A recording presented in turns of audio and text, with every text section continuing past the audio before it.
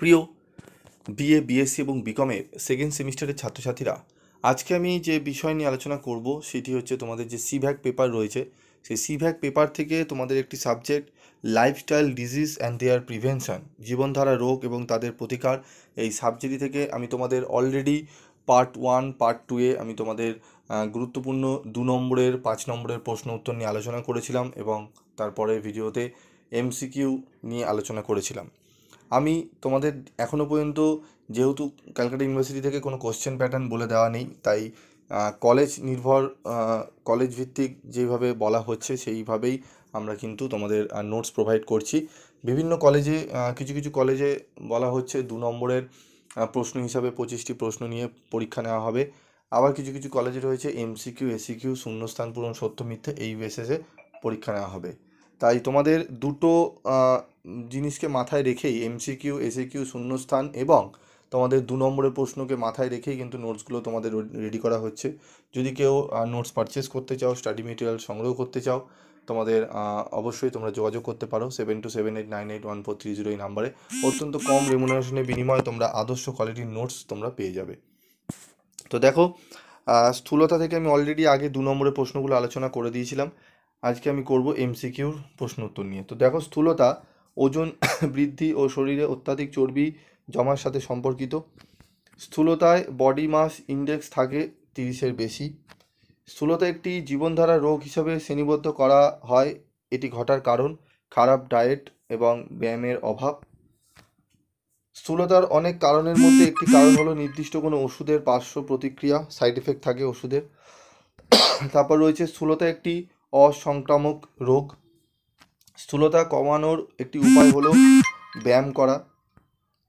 Obesity রোগটির অন্যতম কারণ কি? ওপরের সবকটি। তারপর চলে আসবো পরবর্তী প্রশ্ন। স্থূলতার ফলে যে রোগ হয় সেটি হচ্ছে টাইপ 2 ডায়াবেটিস, হৃদরোগ, নির্দিষ্ট কিছু ক্যান্সার। ওপরের সবকটি। স্থূলতা কোনো মানুষের ব্যক্তিত্বের সাথে জড়িত, ব্যক্তিত্বের সাথে কোনো সম্পর্ক নেই। ক, খ উভয়, কোনোটি নয়, উত্তর হবে ক।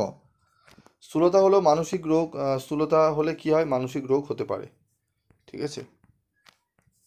তো এই 10টি প্রশ্ন আমি তোমাদের এমসিকিউ এই পার্টে আলোচনা করলাম। পরবর্তী ভিডিওতে আমি তোমাদের সত্য মিথ্যে এবং তার পরবর্তী যে চ্যাপ্টার রয়েছে, যেগুলো 2 নম্বরের প্রশ্ন, সেগুলো নিয়ে আলোচনা করব। তো এরকমই ভিডিও তোমরা যদি রেগুলার পিভি স্টাডি ক্লাসের ভিডিওগুলো ফলো রাখো, তাহলে অবশ্যই তোমরা দেখবে তোমরা এগুলো দেখেই কিন্তু পরীক্ষা তোমরা দিতে পারবে।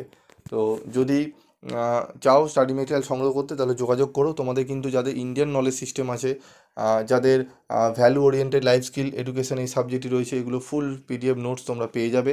চাইলে তোমরা সংগ্রহ করে নিতে পারো। অত্যন্ত কম রেমুনারেশনের বিনিময় 100 থেকে শুরু তোমাদের হয়েছে, 120 রয়েছে, 130 রয়েছে, 110 রয়েছে। এরকম প্রাইসে তোমরা কিন্তু পেয়ে যাচ্ছ একদম কোয়ালিটির, আদর্শ কোয়ালিটির উত্তর। ঠিক আছে। তোমরা এর আগে যেখান থেকে নিয়েছো সেই নোটস এবং আমার থেকে পারলে যদি পারো একটা স্যাম্পল নিয়ে দেখো, তোমরা মিলিয়ে দেখলেই বুঝতে পারবে নোটসের তফাৎটা কোথায়, এবং তোমরা প্রাইসেরও অনেক ডিফারেন্স রয়েছে। ঠিক আছে। তো যাই হোক, তোমরা যদি চাও যোগাযোগ করতে পারো, এবং তোমাদের যদি মনে হয় না স্যার আমরা নেব না, আমরা ভিডিও দেখে করব, তো কোনো অসুবিধা নেই, তোমরা দেখতে পারো। তবে তোমরা যদি এরকম ভিডিওর আপডেট পেতে চাও, তাহলে অবশ্যই চ্যানেলটি সাবস্ক্রাইব তো করোই তোমরা, কিন্তু বেল আইকনে ক্লিক করো না। বেল আইকনে অবশ্যই ক্লিক করে রাখবে, যাতে তোমরা যখন এই ভিডিও দেবো তার নোটিফিকেশনটা তোমরা সহজেই পেয়ে যাও। ঠিক আছে। আজকের মতো এটুকুই। দেখা হচ্ছে পরবর্তী ভিডিওতে। সকলে ভালো থাকেও, সুস্থ থেকো।